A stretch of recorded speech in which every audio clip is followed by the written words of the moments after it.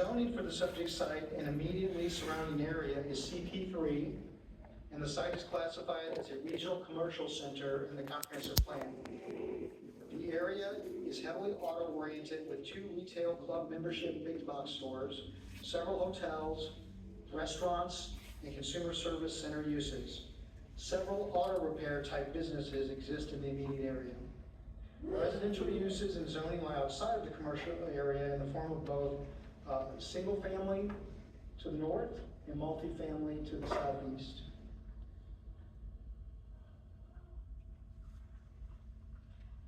I'll provide an overview of the site plan and use, and then review a few of the criteria by which we analyze all special use permits. The site maintains the general components of the current site, the buildings and parking areas modified to accommodate the use. The parking lot is gated to control vehicular access to the site. The site is otherwise open to pedestrians. Except for this area on the east side of the building, which is intended to be an outdoor amenity area for guests, it is a fenced-in component of the site. The hotel will be converted to the shelter and transitional housing units, and the former Denny's building located here will be converted to storage and potential future office uses. The building would house 50 non-congregate shelter units and, like I said, 25 accessory transitional housing units. Office space for administration and wraparound services would also be included within the building. There are approximately, I'd say 25 to 29 more hotel rooms in the building than was proposed to be converted to shelter and housing units. These rooms are shown as administrative uses on the plan, but are not otherwise shown to be converted from a hotel room to offices under the proposed plan. This raises concern for having the space to house many more guests than is being requested.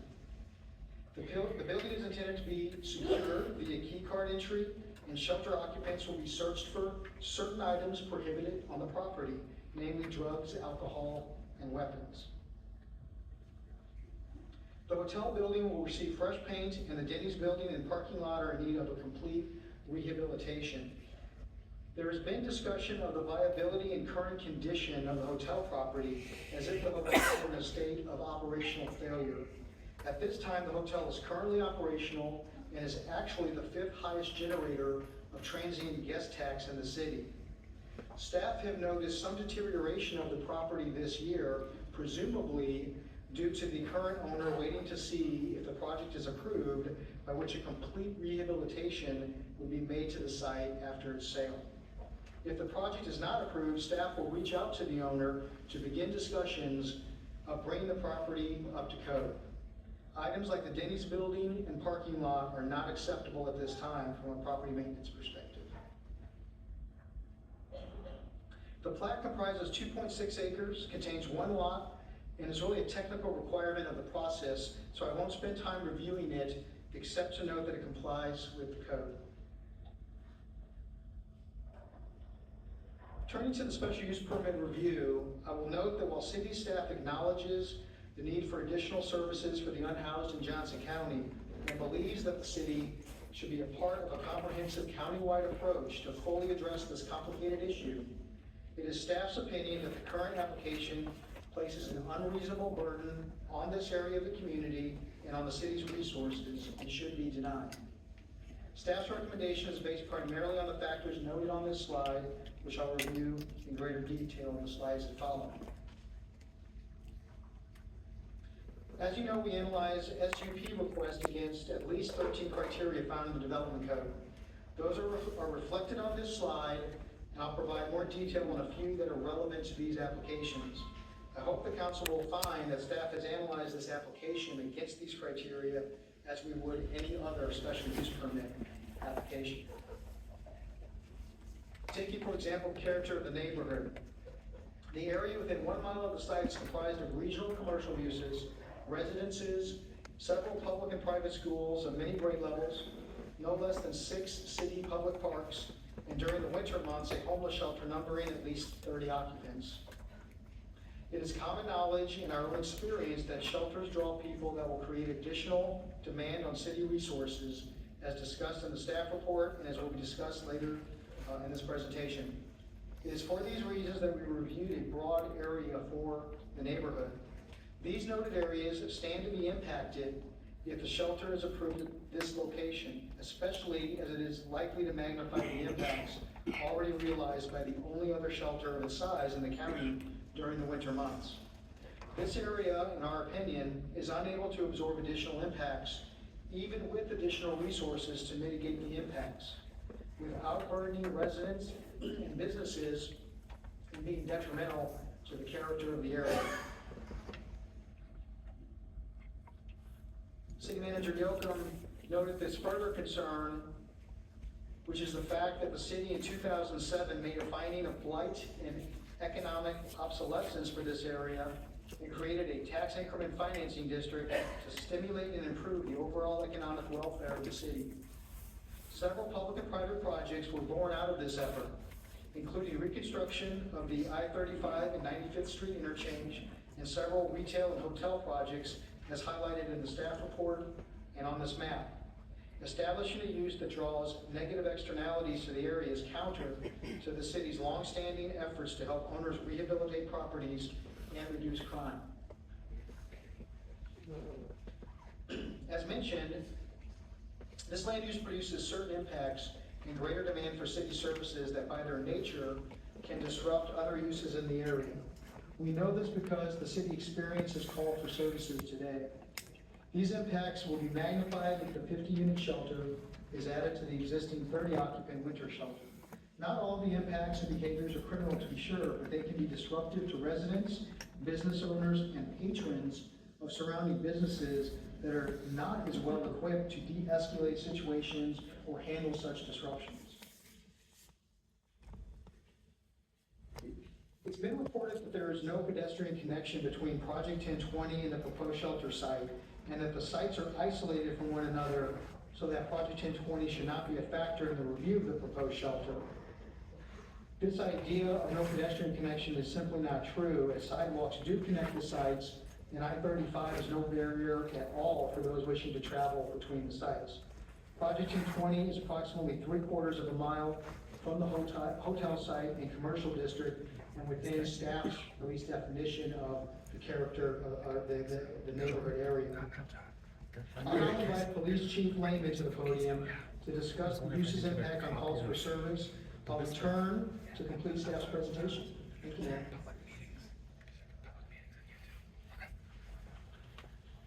Mayor, Council, pleased to stand before you tonight to share insights from the public safety perspective and our analysis into this very important topic before you tonight. I do want to bring up a story that I told at the Planning Commission, because I think it sets the tone for how we respond to certain incidents within the city. So if you bear with me, I want to read an email that came to me on the afternoon of the Planning Commission on the 26th. And this was from a subject at Johnson County Mental Health. I wanted to give a shout out for Lenexa Officer Hinkle. He was out with a client who is currently homeless in Lenexa.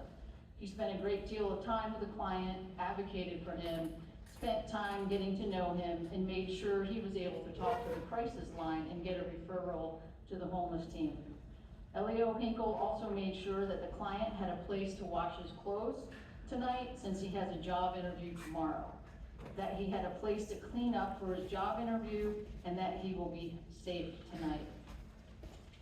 The respect and kindness that Elio Hinkle showed this client was amazing, and I wanted to make sure he knows that what he did was above and beyond, and I'm so grateful I get to work with an officer like him.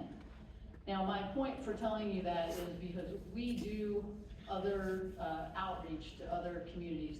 This obviously took a long time to work through this with this individual, but it's something that we do, and that we try to provide exceptional service to everyone in our community, and this is just an example.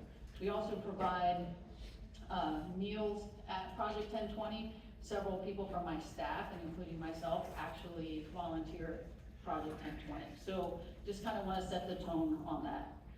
And then, these types of calls do take time. We're proud of the work that we do to assist members in our community.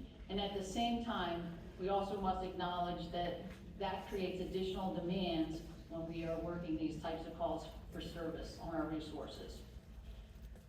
I know the question's been asked how we arrived at our recommended level of additional resources. The approach for identifying comparable cities primarily focused on law enforcement and emergency service data, which we gathered from crime analysis units in similar cities. These cities were identified through a review of the HUD Exchange Homeless Resources Database, where our crime analysts compared the availability of homeless services, city population, and demographic factors. The crime analysts in these comparator departments provided invaluable perspectives, leveraging their awareness of local crime trends and quality of life concerns in their respective cities have experienced. In addition, we placed a broad request for data through the International Association of Crime Analysts, an all-call, if you will, which allowed us to gather insights from cities that share similar population sizes, demographics, proximity to Kansas City, and the availability of comparable homeless services. While it is challenging to find an exact apples-to-apples comparison for our situation, we did our best to utilize the information available and draw meaningful inferences from the experience of other cities, which is exactly what we did here and also do for other projects that may have potential impacts on public safety services. With the proposed Johnson County Homeless Service Center, we anticipate an increase in calls for service, requiring the addition of 3 police officers. Scott is going to do that for me. There we go. Requiring the addition of 3 police officers and 1 co-responder. And it's important to understand that the request for 3 officers is not 3 officers at one given time at this site. It is to provide coverage 24 hours a day, 7 days a week, 365 days a year. So you all work 40-hour work week, so 1 officer per shift would be in that district. We would add an officer to District 6, which is where the arrow is, where the proposed homeless services center would be. And then when I say conservative, you have to take into account training, sick time, vacation time, things like that. So we still would have to supplement this schedule. In addition, 1 additional co-responder would be necessary in the role to provide critical mental health support and resources during crisis, particularly in areas not just on property, but surrounding that area.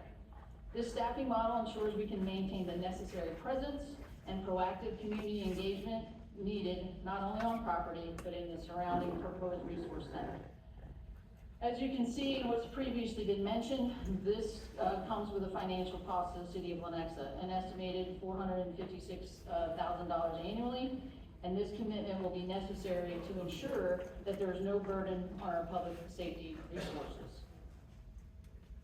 The additional staffing is necessary to meet the anticipated challenges and calls for service proposed by the Resource Center in an effort to continue to provide the exceptional level of service that our community expects.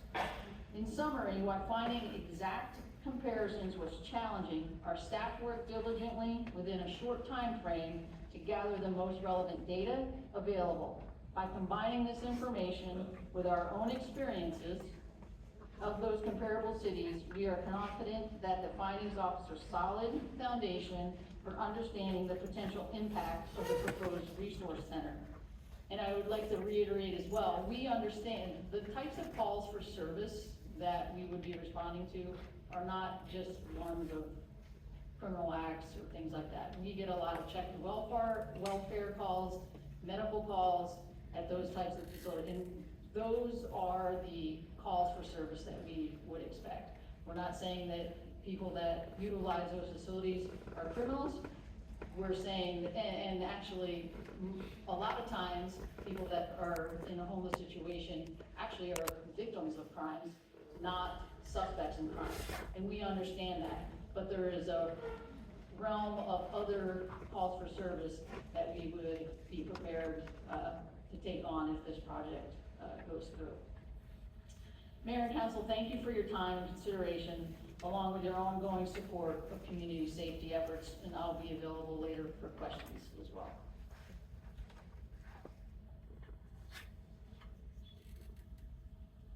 Thank you, Chief, and I apologize for the slide prank. Mayor, I only have a few more slides to get through. As mentioned, this use is unique in that it requires a binding management plan be submitted with the application. The intent of requiring this plan is to fully understand the type and size of shelter, as well as how on-site and off-site impacts will be mitigated. On-site and off-site impacts are a key component of reviewing any special use permit request. Unfortunately, in our opinion, several of the impacts that will be generated by this use are not able to be mitigated by the operator, and will need to be addressed only with significant public resource investments. Some elements of the management plan are not yet fully developed, and staff finds some of them inadequate to serve the shelter at this location. A few of the most concerning issues are ones the applicant, again, in our opinion, cannot fully address. Drop-offs by other law enforcement agencies or walk-ups by unhoused individuals learning of or directed to the shelter are a concern for staff. We've seen this occur at Project 1020, and the police department's review of similar shelters in other communities also noted it as a significant concern for those communities as well. The police department's impact analysis report includes media recounts of such impacts at the shelters studied. This is on digital page 122.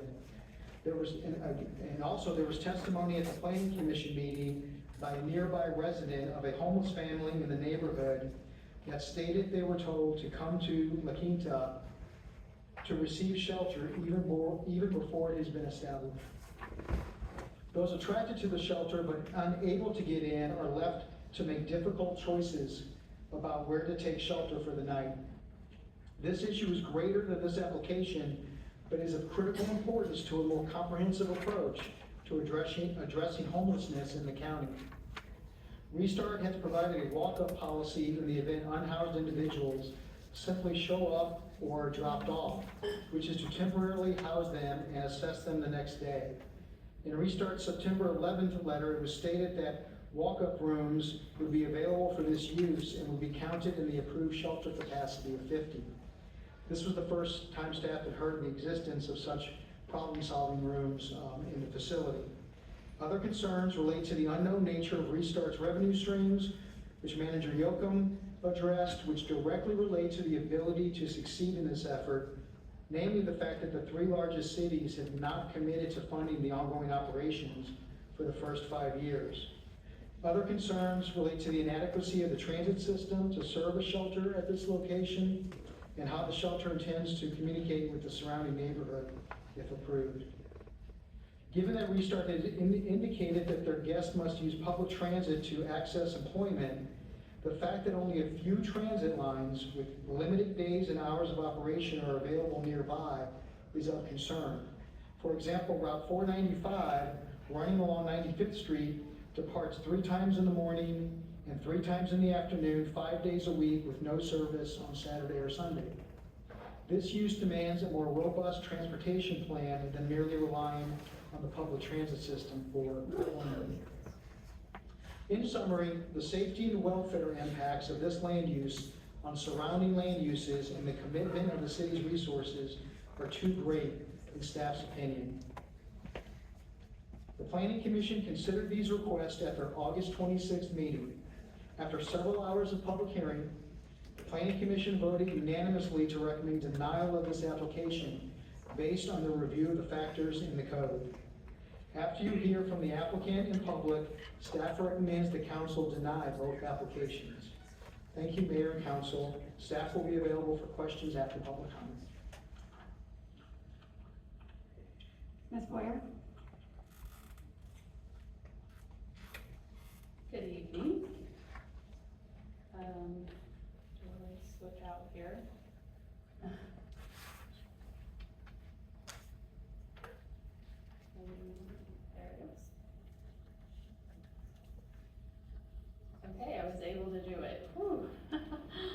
sweating Part bullets is on over. that. Yeah, it's like, whew, that part's over. Well, good evening, Mayor and council members. Thank you so much for having us here this evening. We're excited to present the Johnson County Restart Project to you. So I'll first begin just a little bit of history here. We provided a timeline in the packet as well that has a lot more history to it, but I just want to highlight a few things that really, you know, the idea and premise of this project started really in 2021 when United Community Services did a housing study that identified unseen homelessness as a housing challenge across Johnson County.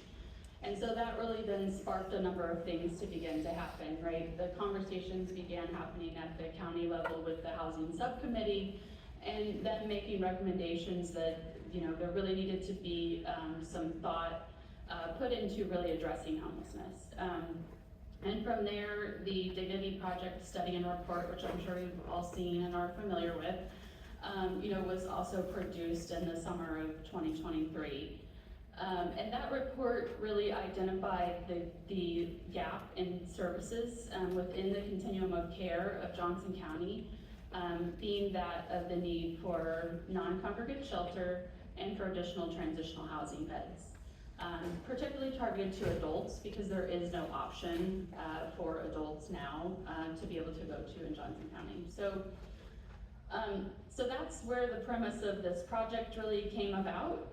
There were discussions that happened, you know, and this property was targeted. The county entered into a purchase agreement in December of 2023, you know, with this in mind and issuing the RFP, which was targeted to create the Homeless Services Center. United Community Services ran that RFP process and had a selection committee of 16 people, and Restart of course applied, and we were unanimously selected as the owner-operator of the project. So beginning in May of 2024, we began meeting with everyone. The county, city staff, a lot of support services, everyone in Johnson County, and you know, the meetings sort of continued from there, which are additionally outlined there. So the overall vision, right, of this project is to really close the gap in services in Johnson County.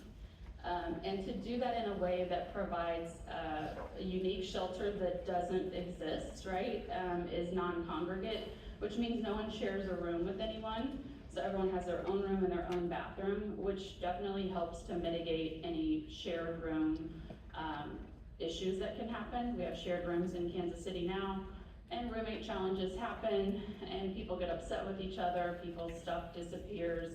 That can often escalate calls. When you have your own private space, your own private room where your things are locked in, you really dramatically decrease those, as well as it really allows people to engage with their case manager and in supportive services in a different way because they're able to focus on themselves and not have to deal with the potential challenges of someone they might be sharing a room with. I think the other thing to note real quick on here, you know, is that the point in time count in January of 2024 identified, you know, 250 people on that given night, but there were 58 people living on the street in Johnson County that night. The day this center would open, we would have space for all of those folks, right? So pretty unique opportunity to be able to take everyone that is currently experiencing street homelessness and remove them from the street, right? Thus eliminating any calls and things like that that might be happening now with all those folks on the street.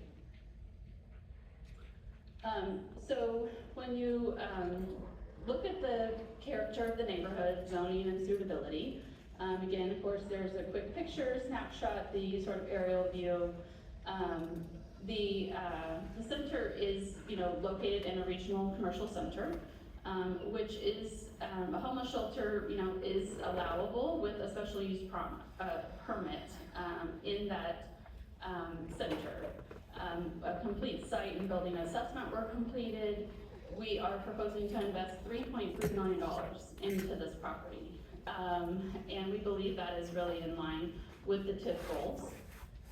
Additionally, there will be 25 new employees on site, which will be contributing to the economy in Lenexa, shopping at businesses in the nearby area, as well as the people staying there will also be shopping and spending money in the area. We feel the zoning is appropriate. It is a mixed use. It is dominated by commercial use. And hotel and shelter both provide an interim housing solution for folks. They are both transient in nature. However, we feel like the proposed use for the Homeless Services Center is less transient than a hotel, as folks would be staying for a longer period of time. You'll see sort of the dots around there, right, really represent the 200-foot and the 500-foot notification. We feel like this is an ideal location because A, you have a highway on an interstate on one whole side of it, so you really don't have an impact other than noise, which HUD had a problem with. The impact of that was 13 businesses, the city and the state of Kansas, and no residential, right? So it's difficult to find a pocket like that in any community that you're going to have such limited sort of impact. And we feel like it's a reasonable and achievable conversion, right? There's really not a dramatic change happening to the property from its current use. It was shared earlier, there are some existing conditions and deficiencies on the property. The parking lot, there's some accessibility issues, pretty deteriorated sidewalks and curbs, landscaping and lighting is deficient. There is not currently a building-wide fire suppression system in the building. And of course, the Denny's building has been vacant and it is uninhabitable in its current condition. It's been vacant for over 10 years, which we feel like is of course not in line with TIF goals. And we do plan to obviously address that.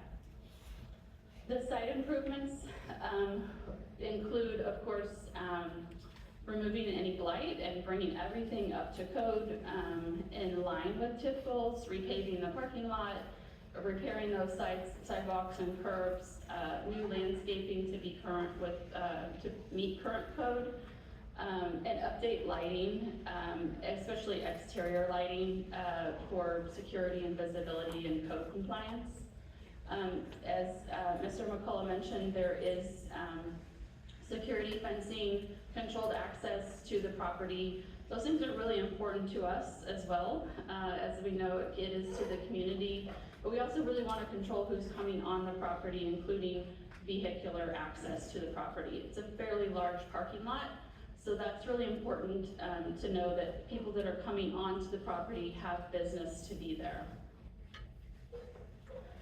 The building improvements total about $2.4 million, which will address some minor repairs to the existing roof, of course, that fire suppression system, some windows and doors. We'll be maintaining the rooms, sleeping rooms as is on the in the lodge area, and the transitional housing units would receive kitchenette upgrades to those. Of course, installing security cameras and the upgraded lighting, and addressing significant improvements to the Denny's building to use for storage and office space.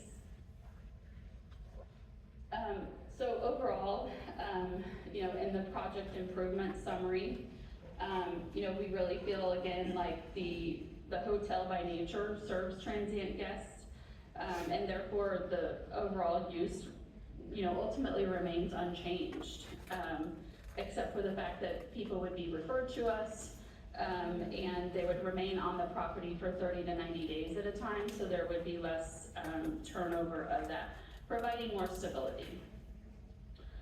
In terms of Project 1020, we feel like it operates 4 months out of the year.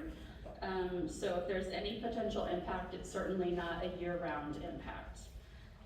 We do feel like it is far enough away that you will not see an impact necessarily from that. And the major difference, right, is in a cold weather shelter really promotes drop-off because it's only open certain hours of the day. That's the way you get in. You get dropped off and you walk in the door.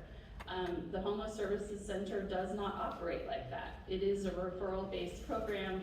We know when people are coming. People are scheduled for intakes and move-ins as well as exits. So The two operate very differently, and just providing overnight shelter doesn't allow for people to be able to really stabilize, right? So, and where if you have a room every day, you don't have to leave, you have access to case management and supportive services 24 hours a day. People are going to be able to stabilize much quicker, address anything that might be going on, including any mental health issues. They would have access to mental health services on site, and really be able to, and those kinds of things reduce calls as well, right? Because if someone's staying in a state of crisis, they may generate a call every day or multiple times a day. When someone's stabilizing, you also see that go down.